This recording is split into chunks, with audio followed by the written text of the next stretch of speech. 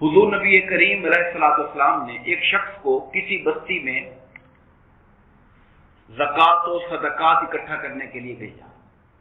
اس شخص کی ذاتی دشمنی تھی وہاں پر کچھ لوگوں کے ساتھ زمانہ جاہلیت سے، تو وہ چل تو پڑا مگر رستے میں خیال آیا کہ اگر میں وہاں چلا گیا کہیں ایسا نہ ہو کہ میرے پچھلے جھگڑے کی وجہ سے مجھے وہ مار نہ ڈالے، تو وہی رستے سے واپس آ گیا اور آ کر کہنے لگے کہ جناب وہ تو بڑی مشکل سے جان بچا کے میں آیا ہوں، وہ تو مجھے مارنے لگے تھے۔ اب اس نے جھوٹ آ کر بول دیا۔ صحابہ کرام نے جب یہ بات سنی تو بہت غصے میں آ گئے کہ چلے ہم ان کے خلاف جہاد کریں گے، وہ اسلام چھوڑ کے مرتد ہو گئے ہیں۔ اور کچھ لوگ یہ کہہ رہے تھے کہ ٹھہر جاؤ، صورت حال کی پہلی تحقیق کر لو، غور و فکر کر لو، ایسا نہ ہو کہ جلدی میں ایسا فیصلہ کر بیٹھو۔ حضور نبی کریم علیہ السلام نے حضرت خالد بن ولید رضی اللہ تعالیٰ عنہ کو بھیجا کہ آپ جائیں اور جلد بازی نہیں کرنی، وہاں جا کر پہلے جائزہ لینا ہے کہ وہ مسلمان ہیں یا اسلام کو چھوڑ بیٹھے ہیں۔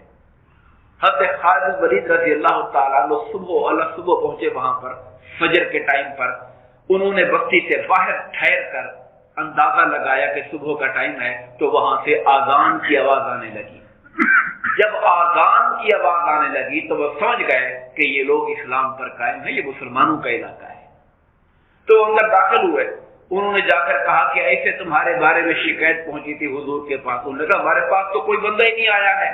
تب اللہ پاک نے آیت اتاری سورہ الحجرات کی، یا ایھا الذین آمنوا، اے ایمان والو، ان جاءکم فاسق بنبأ، اگر کوئی فاسق یعنی وہ جو نیک اور متقی بندہ نہیں ہے، فاسق آدمی کوئی خبر لے کر آئے تو فتبینوا، اس کی چھان پھٹک کیا کرو۔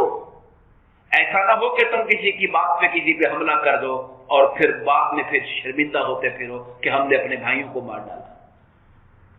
تو اذان کو علامت بنا دیا گیا کہ یہ مسلمانوں کا علاقہ ہے۔